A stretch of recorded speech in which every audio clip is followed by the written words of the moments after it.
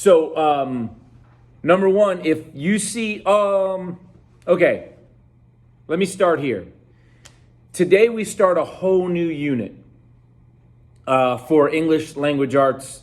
But that doesn't mean we can just forget about why we use parentheses or why we use apostrophes or brackets. Don't forget those things. But what I would like to see is you use them, if possible, when you can, in our writing assignments for this unit, which is the horror unit. The horror genre, we have a whole unit for this. It might take, in this format, I don't know, but it used to take us about 5 or 6 weeks to get through the entire thing because we read stories, we wrote about them, we watched some videos on them. So again, I don't know what this format holds for what the horror genre look like, but as my esteemed colleague once said, we're building the plane while we're flying it, so be ready for that. A couple of housekeeping things. Number one, if you turned in an assignment, I did everything in my power this weekend to grade it. The only thing I'm taking my time on is the schools PLP, the 2 assignments that we had on schools PLP, because I have to go through and manually do those, and it's not set up very well. So when you submit an answer, it goes to a format that I have to read through, and it's not very user-friendly. So it's going to take me a while. I'll probably get to it tonight and tomorrow, just in time to accept your horror genre unit grades. So I am slowly but surely getting those grades up onto Progress Book.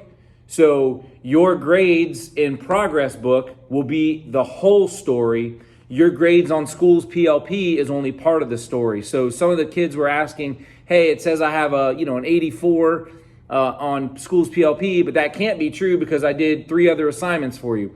That's absolutely correct, because schools PLP only grades the 2 assignments that we did on schools PLP, and that's all it grades.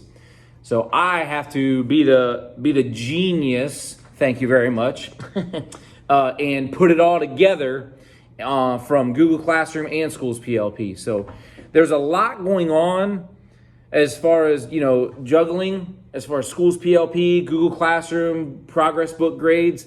But I am doing everything in my power to tie those bows on. And I think by this Saturday, I will have everything caught up. So your grades from our first 3 assignments, Grit 1 and 2, autobiographical poem, which if you have not gotten them in yet, you need to. Those are found on Google Classroom.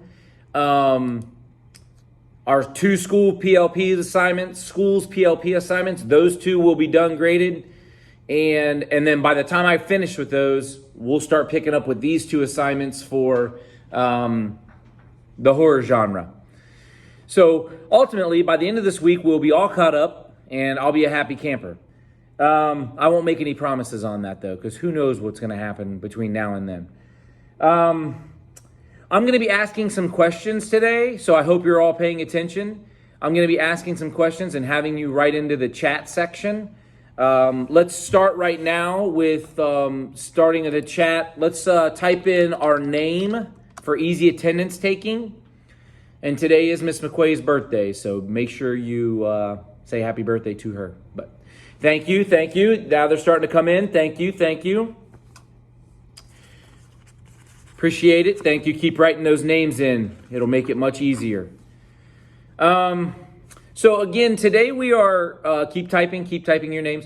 Today we're going to be going over the horror genre unit. Now, if you've never thought about the horror genre, like what it is as a sum total, then all of this is going to be new for you. However, as we go through, I think you'll be able to contribute to the class, even though you might not be able to articulate exactly what the horror genre is. You will hopefully pick up on a few things, and it can start right now. So my question to you, and I would love it nothing more than for you to put it in the chat, when someone says the horror genre, and by genre we mean category, so you could have historical fiction, you can have nonfiction, You can have the horror genre. You could have history, just history. You could have science fiction. So all of those are different categories. And today we're going to focus on, or for the next week or two, next 5 weeks, who knows, we're only going to be talking about the horror genre and what makes it the horror genre. So my question to all of you, all 15 of you, when someone says the horror, do you want to watch a horror movie or there's a horror book? What is it that makes something the horror genre or the horror unit? What makes it horror instead of comedy or science fiction? So in the chat, tell me what makes it horror.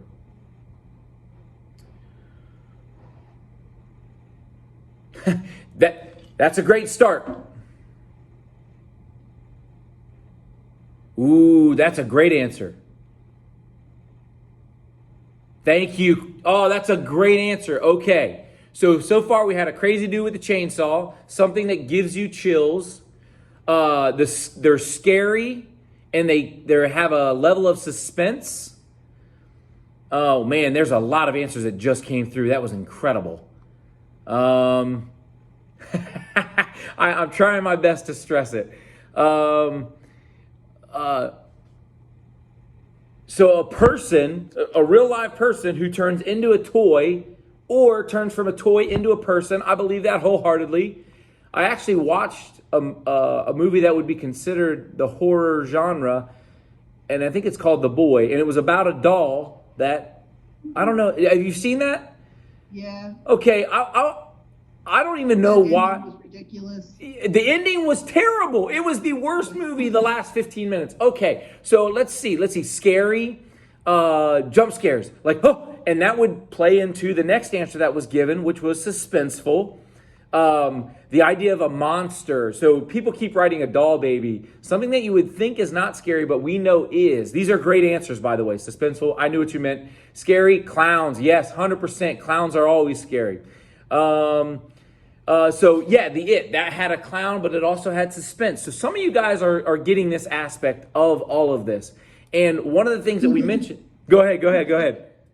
I just saw what Christian put. Yeah. Good. And that was a great answer. So the idea of, I didn't hate the movie. There's a movie called The Boy, and it was about a doll, but things were going crazy in this movie, and it was all built upon, and we're going to talk about this in a minute. It was all predicated on the fact of suspense, that we knew, that we as the viewer knew something was supposed to happen. And we're going to find out that the director of the movie and the producer of the movie also knows that the viewer expects something to happen.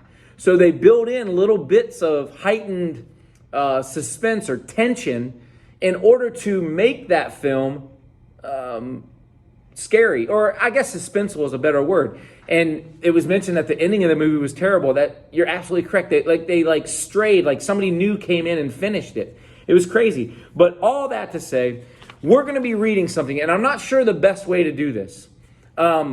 There is in our Google Classroom, there is a 3-page document of someone who has spent their entire life studying different genres. And in this particular case, the author wrote about the horror genre. And not only did they write about the horror genre, they wrote an entire book about the horror genre, but they also focused in on a couple of aspects. And what we have from a total book is about 8 or 9 pages of that entire book in our Google Classroom right now. And as much as I would love nothing more than to read it to you, that's not how 8th grade works, number one. But I also don't want to just completely just abandon you and say, hey, you guys read this and answer the questions. So what I'm going to do is I'm actually going to pull up what is the horror genre, and I'm only going to read the first 2 paragraphs. So I'm not necessarily reading wholesale for you, but I want you to get a good sense of what it is that the author, Sharon A. Russell, is trying to communicate. And what that will do is give you a firm foundation for what I'm looking for And it will definitely help you answer the questions for the assignment that is due on Wednesday. What I am encouraging you not to do is just try to answer the questions. And there's a reason for that, and I'm about to give that reason. The reason is there are specific answers that I'm looking for that are only in the reading. You can know answers, but when the assignment asks for a particular answer, you should be able to give that answer from the text. And when I say from the text, you'll actually have to read the text. But more than anything, I want to give you an understanding. So what I'm going to do is try to figure out how to bring this over. Look at Mr. Neiman learning. There we go. There it is. All right. The first thing we're going to do is set the purpose. Understanding why Sharon A. Russell wrote this piece is I want to say important, but it's something grander than important. It's I want to say cataclysmic too, but that's probably not the right answer either. But knowing why she wrote this will give you better understanding of what you're reading. And it's, to me, when I read through it, it was almost like she had been around enough conversations that she had heard people talk about the horror genre, and she realized they were all wrong. And about the only thing I can do is relate this to you kids is when you know something happened, like a play happened on a football game, and you hear a bunch of people talking about it later that weekend, and you were there, you watched it go down, and you hear all the inaccuracies that people are putting in there. So you say, that's it, I'm going straight to Snapchat and I'm laying out my manifesto of what really happened. There's too many people that are way off on this. They had aliens coming down and taking the football. They had cows floating. Like, that's totally wrong. I'm going to tell you what happened. And that is exactly what Sharon A. Russell is doing here. So as I read this, I want you to pay attention to the points that the author makes about horror stories. And ultimately, you're going to be well equipped to know why she wrote this. And I'm not going to read the whole thing, and I told you I wasn't going to read the whole thing, but I am going to read a portion of it. So I want you to put yourself in the frame of mind of, she is now dispelling all the myths of what people say the horror genre is. So here we go. Many people define horror by its subjects. And what we mean by that is we all think of creatures like Frankenstein's monster, Dracula, or the Wolfman as monsters in the horror genre. Each one of those creatures has a history and developed over a period of time. As we also know that horror covers more than just these monsters, and that's the point that many of you pointed out. Even though there might be a boy or a doll or a clown, the horror genre is so much more than that. It comes with the idea of suspense or tension, scary places, or understanding the unknown or not understanding the unknown. So all that's part of it. We could all make a long list of the kind of creatures we identify with horror, especially when we think of films as well as literature. So it's not just movies, it could also be books. The minute we would start to make such a list, we would also realize that not all monsters are alike and that not all horror deals with monsters. The subject approach, the idea of categorizing horror genre by just listing the monsters, is not the clearest way to define this genre. Some students of the genre find that the best way to examine it is to deal with the way horror fiction is organized or the way it is structured. Examining the organization of a horror story shows that it shares certain traits with other types of fiction, whether it be historical fiction, even sci-fi. You could also go into other areas. I want to say, comic strip style, graphic novels, and they're going to be a different platform for offering. But ultimately, it's the idea that, and this is getting to the point that you guys were making, Examining the organization of the horror story shows that it shares certain traits with other types of fiction. Horror stories share the use of suspense, and I think 3 or 4 of you mentioned that. It shared the idea of suspense as a tactic with many other kinds of literature. The tension we feel when a character goes into the attic, down into the basement, or just into an abandoned house is partially a result of suspense.